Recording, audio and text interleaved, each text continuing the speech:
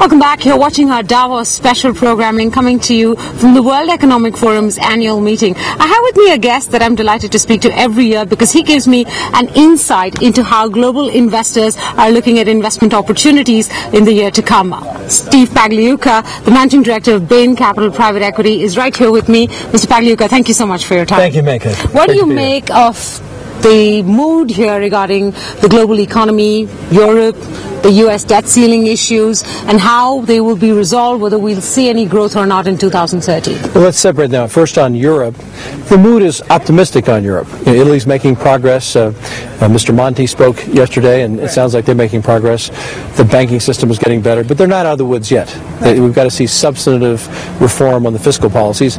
And as we've seen in the United States, it's very hard to get a balanced fiscal policy.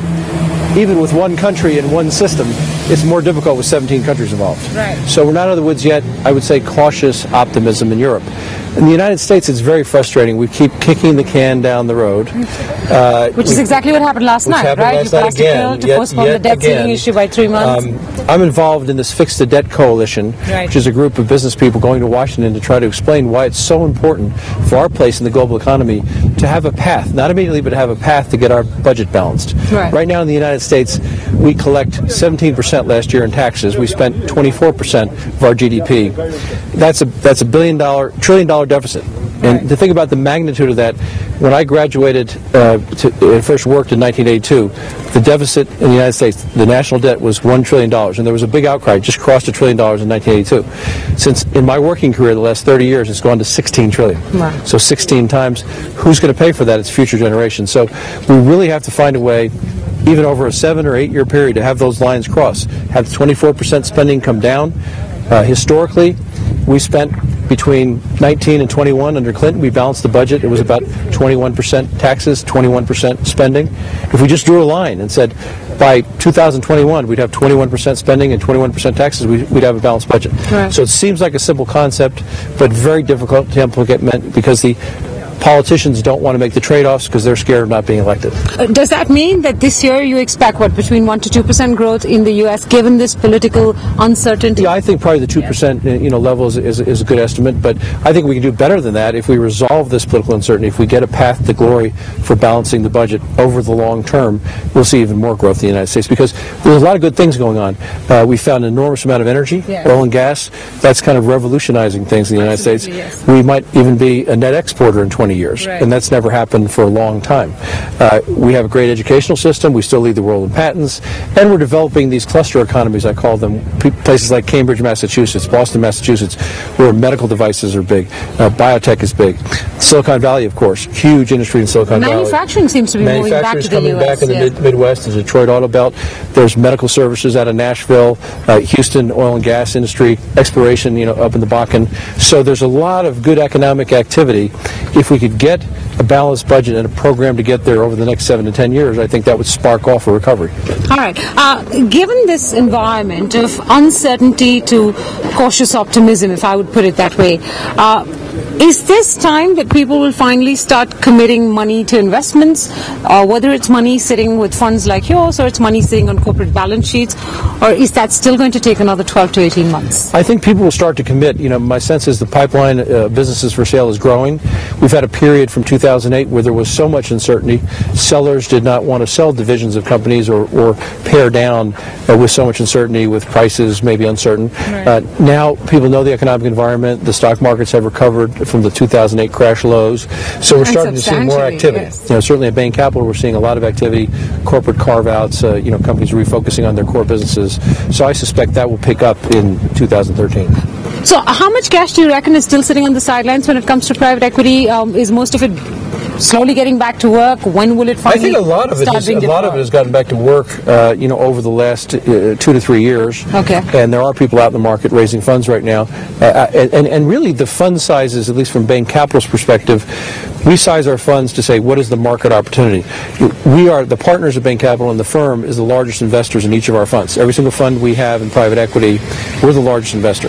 So we're really principals, more than investment managers, and we have partners come in with us, and we look at the landscape and say, okay, we think over the next 4 to 5 years we can invest a certain amount of money with a certain kind of deal percentages, and we've done that through the history of time. So fund sizes will go up and down, and right now I think all the funds will be a little smaller because of the availability of debt, because the companies that are being sold are smaller than they used to be. Okay, I know it's a slightly general question to ask, so what I really want to know is, where do you see the investment opportunities? But I guess that's specific to different markets, different industries. So tell me, what are your favorite picks, areas, geographies, sectors over the course of this year and next that you think will throw up considerable opportunity for funds like yours? That's a huge global question for 6 hours. I'll try to summarize it. If you kind of look at a matrix of the world, you have Europe, the United States, a little bit South America, and Asia. Right. And Asia will continue to be a faster growth market, albeit it won't be at the rates it was before, but I think the Chinese will not cut back on investment and really need to grow their economy. So I think that'll be a good investment opportunity in China, in all of Asia. And then in the United States, we're having a comeback for sure. The question is, are we going to resolve these fiscal cliff issues? Right. And that'll really be a spur towards investment. I think South America to me is still early, and some prices have been high, and it's gone up and down.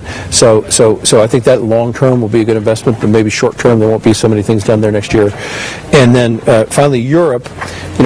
Europe has been behind the United States in fixing the banking system and taking the appropriate write-offs, and they're starting to do that now, which means there'll be some opportunities to grow pan-European companies, and there'll be more opportunities for private equity. So, but the overlay is each of these things have to succeed on its own merit in a slower growth environment across the board, with still deleveraging of all these economies. You're going to have to find companies that can gain market share. They won't have wind at your back.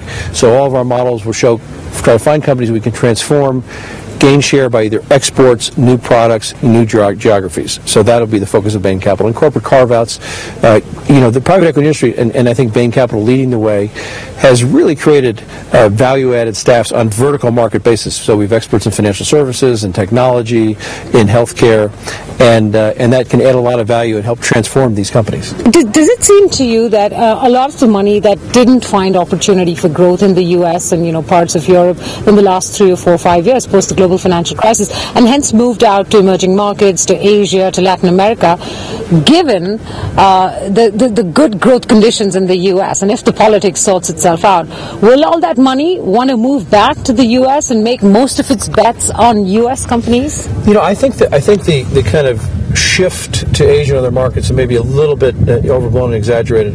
Most of the private equity firms still kept up a pretty good pace in America, even through the downturn. They were still good investments in Europe. We did a company called WorldPay, which is a credit card processor in Europe. So these shifts are not, I would say, tectonic. They're smaller shifts. So you might see a little more money. Well, we've seen that in portfolio investments as well, right? For equity markets, India had a fabulous year. I know you did that in the U.S. as well. So I'm just wondering, the longer-term money as well as the shorter-term money, will it find more opportunity back in the U.S.? I would say slightly so, because there's still a lot of growth in places like China, India, the new markets of Indonesia, even Africa is starting to see some economic activity. So you think that the money will continue to stay in these markets or move back? I think the money will continue to stay in these markets because there's growth. And I'm wondering, if the U.S. suddenly starts looking more appealing, wouldn't investors want to move back? I'm saying there'll be a slight shift back, but there won't be a wholesale shift back, because what the emerging markets have is growth. Okay. You said India still looked appealing. I haven't heard that much in the last 2 years that I've attended the annual meeting here in Davos. India was the toast of Davos 4 years ago, when the world economy was tanking and India was still growing at between 8 and 9%. We lost all that momentum. Let me sort of, in a sense, conjoin that with what Bain has done in India.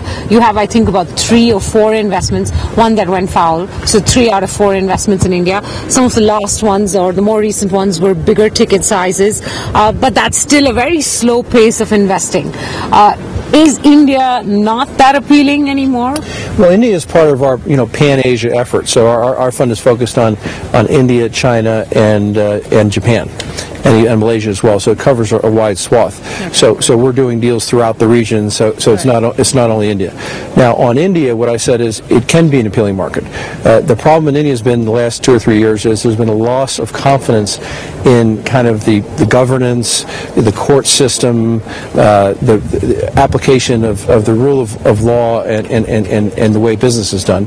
So here in Davos, when I talk to investors, most of the investors are shying away from India because of the uncertain kind of political environment and regulatory environment in India, and much more so than it was 4 years ago. So there's a real issue there, and it's a pity because India has such a great potential in infrastructure in terms of a country. It's built a huge middle class. It continues to build a middle class, and I think it would be great for India to promote foreign investment, to build jobs, to build the economy, but to do that, they've got to recognize there's an issue, improve governance, improve the court system, improve the whole climate for investment and business there. Mr. Pagliuca, thank you so much for your time. Always a pleasure speaking to you in Davos. Here. Thank you very much.